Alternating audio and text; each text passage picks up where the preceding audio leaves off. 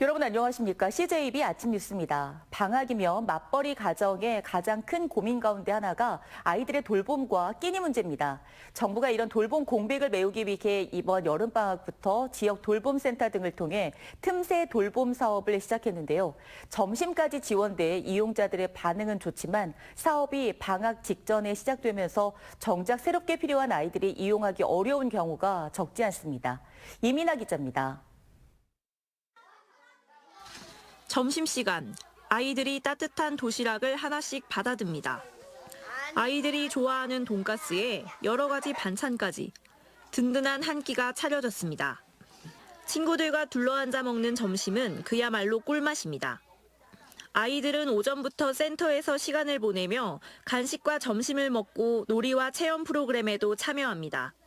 정부가 학교 돌봄만으로 채우기 어려운 방학 중 돌봄 공백을 메우기 위해 처음 시행한 방학 중 틈새 돌봄입니다. 지역아동센터와 다함께 돌봄센터 등 기존 마을 돌봄시설의 운영 시간을 늘리고 방학 중 아이들의 끼니까지 지원합니다. 맞벌이 부모들에게 특히 반가운 건 점심 걱정을 덜 수 있다는 점입니다. 챙겨놓고 가도 잘 챙겨 먹지도 않고 아이들이 편의점 가서 라면으로 때우기도 하고 이제는 돌봄에서 균형 잡힌 식사를 딱 챙겨주니까 부모 입장에서는 굉장히 마음이 놓이죠. 하지만 틈새 돌봄을 알고 새롭게 문을 두드린 가정은 사정이 달랐습니다. 정부가 지역별 수요조사를 시작한 건 지난달 13일, 사업은 불과 2주 뒤인 27일부터 시작됐습니다. 상당수 센터가 이미 여름방학 정기 돌봄은 물론 추가로 받을 일시 돌봄 인원까지 확정한 뒤였습니다.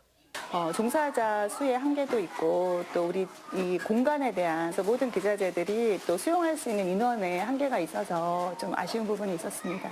이 센터 역시 정기 돌봄 20명에 방학 전 모집한 일시 돌봄 4명과 긴급 돌봄 1명까지 모두 25명이 이용하고 있습니다. 틈새 돌봄 시행으로 새롭게 들어온 아이들이 아니라 대부분 기존 이용자나 방학을 앞두고 미리 신청한 아이들입니다. 복지부는 기존 돌봄 시설을 이용하지 않던 아동도 사전 신청을 통해 이용할 수 있다고 안내했지만 정작 사업 발표를 보고 신청한 일부 가정은 혜택을 볼 수 없었습니다. 청주시는 겨울방학부터는 이용 가능한 시설을 확대할 계획입니다. 올해 다함께 돌봄센터 5개소 설치를 해서 겨울방학 때부터 이용할 수 있을 것 같아요. 그리고 지금 참여하지 않은 센터도 내년에 추가적으로 참여할 수 있으니까 그 부분 확대해서. 처음 시도된 방학 틈새 돌봄이 이름 그대로 돌봄의 틈새를 메우려면 이번에 드러난 신규 이용의 한계를 보완해야 할 것으로 보입니다. CJB 이민아입니다. 정부 방침에 따라 계곡 내의 불법 행위에 대한 단속이 강화된 가운데 충북에서는 약 60% 이상이 자진 철거된 것으로 조사됐습니다. 반면 강제 철거가 예고된 캠핑장에는 캠핑족들이 버리고 간 텐트들이 여전히 그대로 남아있는 상태입니다. 이태현 기자입니다. 강제 철거가 예고된 충주의 한 캠핑장입니다.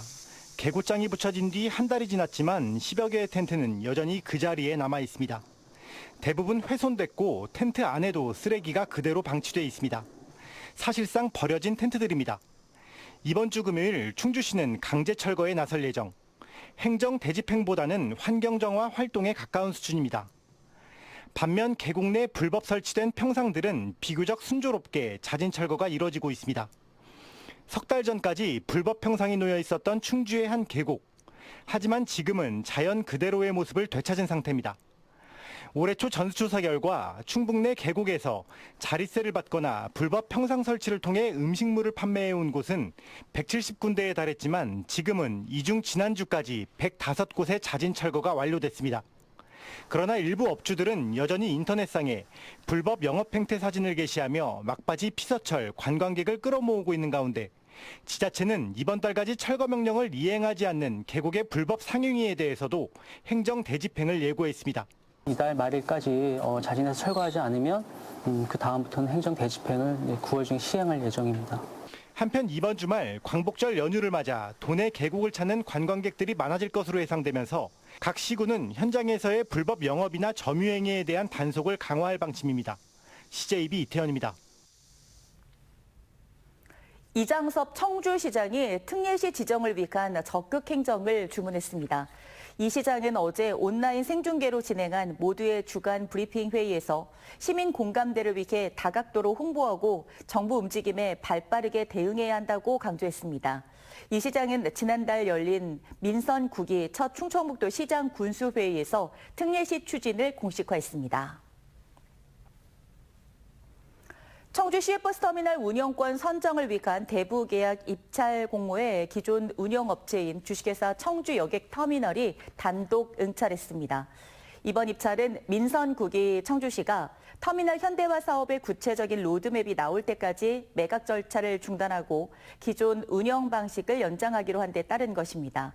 특별한 결격 사유가 없는 한 청주여객터미널은 다음 달 20일부터 1년 8개월간 재수탁해 터미널을 운영하게 됩니다. 한 마리에 200만 원이 넘는 고급 품종의 고양이들이 배설물이 가득한 컨테이너에 방치돼 있습니다. 소유주는 관리에 문제가 없다고 주장했지만 과거에도 여러 차례 오염된 환경에 고양이를 방치한 전력이 있었습니다. 김민영 기자입니다. 창문 안으로 보이는 고양이 20여 마리가 죄다 똥밭에 서 있습니다. 한 마리에 분양가만 200만 원이 넘는 고급 품종묘 렉돌입니다. 귀한 대접을 받는 고양이지만 지금 이곳에서는 맘 편히 소변도 못 봅니다. 렉돌을 전문적으로 판매했던 A씨가 현재 고양이들을 키우고 있는 컨테이너입니다. 방치가 육안으로도 확인되는 상황. A씨는 관리에 문제가 없다고 주장합니다. 애들 왜 똥밭에 있어요? 똥밭에 있는 게 아니라 애들이 워낙 많으니까 제가 매일매일 치우는데 그게 쌓이는 거고 지금 바닥해가지고 이런 상태인 거고 매일매일 치워요. 하지만 이 같은 비위생적인 환경도 동물보호법 위반 행위에 해당할 수 있습니다. 방치도 학대라고 보고 지금 고양이들이 그 화면상에 보면 아예 그 밖에 배설물이 있고 화장실을 아예 못 쓰잖아요. 그러면 이제 최소한의 동물보호법상 그 동물이 자유롭고 편안하게 살 수 있는 최소한의 환경이 그 조성이 되지 않았기 때문에 단순히 불쾌한 환경을 넘어 고양이들의 건강까지 해칠 수 있습니다. 아이들이 또 사족보행을 하다 보니까 배설물들 위에서 이렇게 걸어다니고 그러면 걔네들을 그루밍하면서 섭취를 하게 될 수 있고 그러면 구토, 설사 그런 세균성 장염, 바이러스 이런 것들에 노출도 될 수 있고요. 방광염, 요도염, 신장 손상. A씨의 열악한 사육 환경이 확인된 건 이번이 처음이 아닙니다. 2023년 고양이 카페를 운영할 때도 배설물이 쌓인 곳에서 고양이를 키웠고 심지어 새끼 고양이 사체까지 발견됐습니다. 청주시는 당시 위생 상태 등을 이유로 A씨에게 영업정지 15일과 과태료 처분을 내렸습니다. 2020년과 2022년에도 역시 오염된 환경에서 고양이를 사육했습니다. 청주시는 조만간 A씨의 고양이들에 대해 건강 상태를 확인하고 학대 정황을 파악할 계획입니다. 이와 별개로 동물보호단체는 A씨에 대해 동물 학대 혐의로 형사 고발할 방침입니다. CJB 김민영입니다. 홍고추를 사기 위해 새벽부터 전국에서 발길이 이어지는 곳이 있습니다. 바로 30년 넘는 역사를 자랑하는 괴산 홍고추 시장인데요. 생산자와 소비자가 만나 태양보다 붉게 물든 홍고추 시장을 안정은 기자가 소개합니다. 먼동이 채 트지 않은 새벽 시간, 괴산군 농산물 유통센터 광장이 사람들로 북적입니다. 생산자와 소비자가 직거래할 수 있는 괴산 홍고추 시장입니다. 경기도 광주에서 왔어요. 이제 고추 말려서 이제 김장도 하고 그렇게 여러 가지 하려고 일찍 이렇게 출발해서 왔어요. 이른 시각부터 먼 길 마다 않고 이곳을 찾은 이유는 질 좋은 홍고추를 믿고 구매할 수 있기 때문입니다. 농민들의 땀과 노력의 결실로 새빨갛게 물든 홍고추는 반들반들 윤기가 흐릅니다. 괴산고추는 여러분들 알다시피 준고랭지에서 생산되기 때문에 일조량이 많고 또 옥토가 비옥해서 단맛이 많고 빻은 고춧가루가 많이 나와요. 지난 1991년 시작돼 30년 넘게 명성을 이어온 괴산 홍고추 시장은 전국에서 손꼽히는 산지 직거래 시장으로 자리 잡았습니다. 지난해 이 시장에서 판매된 홍고추만 37톤입니다. 생산자와 소비자가 만나는 날은 8월 중 장날인 3일과 8일로 오전 5시부터 7시까지 단 2시간.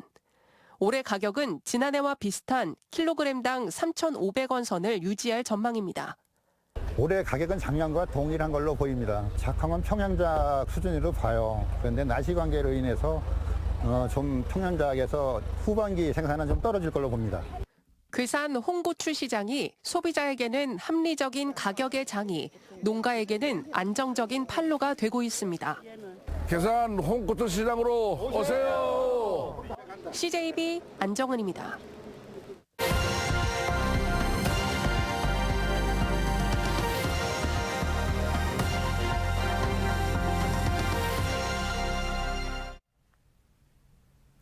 연일 이어지는 폭염에 아이들과 어디를 가야 할지 고민하는 부모님들 많으실 텐데요. 냉방도 되고 책도 읽고 다양한 체험까지 즐길 수 있는 도서관이 올여름 새로운 피서 명소로 떠오르고 있습니다. AI 독서 로봇까지 등장하면서 여름방학 도서관 풍경도 달라지고 있습니다. TJB 김상기 기자입니다. 푹푹 찌는 무더위. 한낮의 뜨거운 햇볕을 피해 부모와 아이들이 찾은 곳은 도서관입니다. 밖에서는 폭염이 이어지지만 실내는 책을 고르고 독서를 즐기는 사람들로 활기가 넘칩니다.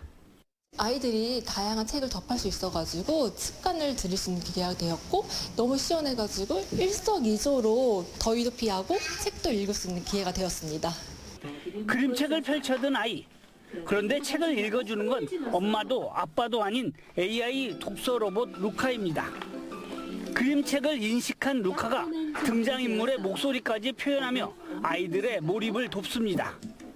이번에는 책 속 이야기가 화면으로 이어집니다. 손가락을 움직이자 등장인물이 살아 움직이고 이야기가 증강현실 콘텐츠로 펼쳐집니다. 루카가 책 많이 읽어주니까 재밌었고 신기했어요. 다음에 도서관에 또 오고 싶어요. 도서관이 단순히 책을 읽는 공간을 넘어 디지털 기술을 접목한 체험형 문화 공간으로 변하고 있는 겁니다. 여름방학 동안에는 원어민과 영어책 함께 읽기는 물론 만들기와 과학체험 등 다양한 프로그램도 함께 운영되고 있습니다. 도서관은 더 이상 지루하고 조용한 공간이 아닙니다. 성인들은 물론이고 아이들이 좋아하는 로봇부터 창작 체험까지 준비되어 있는 지역의 대표 복합 문화 공간입니다. 충남 도서관은 다음 달 열리는 충남 독서대전에서 홍해공원을 야외 도서관으로 조성해 책과 공연, 체험이 어우러진 축제를 선보일 예정입니다. 폭염이 길어지는 여름, 도서관은 더위를 피하는 것은 물론 책과 첨단 기술, 그리고 다양한 체험을 즐기는 문화 공간으로 자리 잡고 있습니다. TJB 김상기입니다. 더불어민주당 충북도당은 국민의힘을 향해 소속 청주시 의원의 보조금 횡령 의혹에 대한 즉각 사죄를 촉구했습니다. 민주당 충북도당은 어제 논평을 내고 아동 성범죄 혐의로 구속된 최영중 씨에 이어 또다시 국민의힘 소속 청주시 의원의 보조금 횡령 특혜 시비가 나온 것은 국민의힘 충북도당 공천 시스템이 완전히 붕괴된 것이라고 주장했습니다. 이어 무책임, 무검증 공천으로 제 역할을 하지 못한 국민의힘 충북도당은 도민 앞에 사죄해야 한다고 강조했습니다. 해당 청주시 의원은 당선 전 대표로 있던 민간단체에서 전국대회 개최 명목으로 청주시 체육회 보조금을 받아 일부 횡령한 의혹을 받고 있습니다. 임은성 청주시의회 의장이 최영중 씨 사건에 대해 책임을 통감한다며 시민들을 향해 고개를 숙였습니다. 임 의장은 어제 열린 104회 원포인트 임시회에서 의원은 시민의 대표로서 누구보다 엄격한 도덕성이 요구되지만 그 신뢰를 저버려 참으로 송구하고 안타깝다고 말했습니다. 이어 깊은 성찰의 계기로 삼아 의회의 윤리의식을 재점검하고 엄정한 자세로 의정활동에 임하겠다고 다짐했습니다. 최재형 보훈군수는 어제 국토교통부를 방문해 청주공항, 보은, 김천, 내륙철도 노선에 5차 국가철도망 구축계획 반영을 적극 건의했습니다. 최군수는 국토교통부 홍지선 2차관을 만나 청주공항과 보은, 김천을 연결하는 내륙철도 노선의 필요성과 당위성을 알리고 영동에서 진천고속도로, 보은 삼성 나들목 설치도 함께 요청했습니다. 보은군 철도유치위원회도 국토교통부 인근에서 결의대회를 열고 청주공항에서 보은, 김천 내륙철도 5차 국가철도망 구축계획 반영을 촉구했습니다. 김태경 충북교육청 부교육감이 명예퇴직했습니다. 지난 2024년 8월 부임한 김태영 부교육감은 윤건영 교육감 1기 후반기 교육행정 안정화에 크게 기여한 것으로 평가받고 있습니다. 충북교육청은 차기 부교육감 인선 작업에 착수해 조만간 후보자를 교육부에 추천할 예정입니다. 교사들에게 반복적으로 갑질을 한 충북의 한 중학교 교감이 2개월의 정직 처분을 받았습니다. 충북교육청은 A 교감이 지난해 3월부터 올해 5월까지 교사를 툭툭 치는 등 불필요한 신체 접촉을 반복했고 여러 사람이 보는 앞에서 강하게 질책하는 등 비인격적 대우를 한 사실을 확인했다고 밝혔습니다. 교육청 조사에서 교사 10여 명이 피해 사실을 진술했고 A 교감도 자신의 잘못을 인정한 것으로 알려졌습니다. 충청북도는 70억 원 상당의 고유가 피해 지원금이 아직 사용되지 않았다며 이달 말까지 사용할 것을 당부했습니다. 도내 고유가 피해 지원금 신청자는 118만 9천여 명으로 지난 9일까지 집계된 피해 지원금 사용률은 96.6%, 미사용 금액은 70억 4,800만 원에 달합니다. 사용 기한은 오는 31일로 기한 경과 시 남은 금액은 모두 소멸됩니다. CJB 아침 종합 뉴스 시청해 주셔서 고맙습니다. 내일 뵙겠습니다.